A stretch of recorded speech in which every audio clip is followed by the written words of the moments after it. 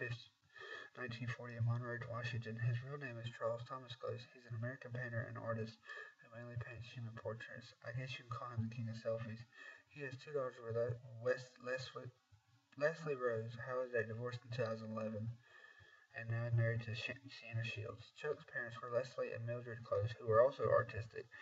Mildred, Chuck's mother, played the piano but didn't go on with it so she could provide her son with opportunities she never enjoyed.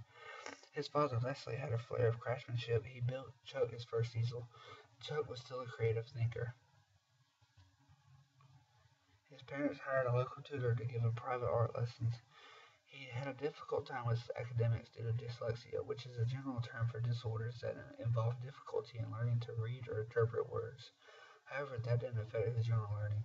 Therefore, he was still an intelligent and talented man. In 1988, Chuck had a catastrophic spinal artery collapse, which causes the blood flow to be interrupted in his spine. This left him paralyzed. However, that did not stop him from doing what he loves most, which was painting. Most of his early works are portraits based on photographs of families and friends. Chuck suffers from prosopagnosia, which is a cognitive disorder that causes him to not be able to recognize faces, sometimes not even his own. He says that this disorder has inspired him to write his work, as he quoted that, "I think I was driven to paint portraits to commit images of friends and family to withhold it in my memory." He was big and clumsy and not very athletic. Everyone considered him dumb and lazy. He was told to forget about college. He couldn't play sports because it was impossible for him to keep up with friends. However, that wasn't all he painted. He had nephritis for a year, therefore you couldn't say he was a normal child. Chuck also graduated from the University of Washington in 1962 and from Yale in 1964. He was a 1997 University of Washington alumnus summa laude dignitas, the highest university honor for one of his graduates.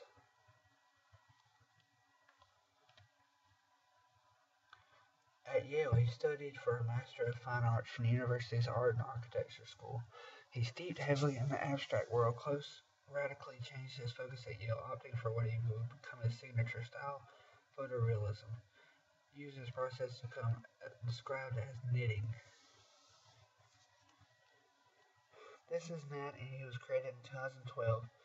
His dimensions are 33.5 by 27.5. He's used in the contemporary movement. He has multiples made using felt stamps to apply oil paints on a silkscreen ground. This is the big self-portrait. He was finished in 1968.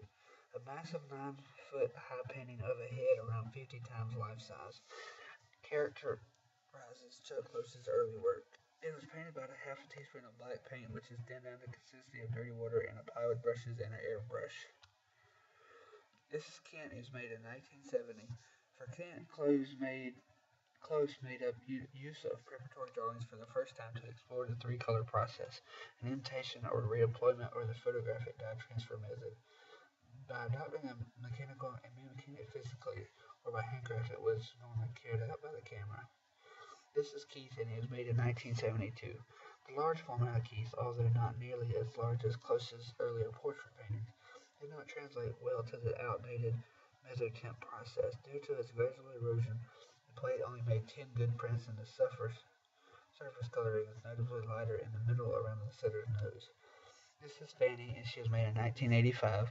Close's enjoyment of the physical interaction between artist and material gave him a particular affinity for working in the fingerprint method, criticized some as a kitschy version of an already informed mother pop, and a sophisticated technique. This is a self-portrait of Chuck Close in 1997. Chuck Close's work is most often associated in the popular mind with his own likeness, although it has been chosen by the artist largely for the sake of convenience.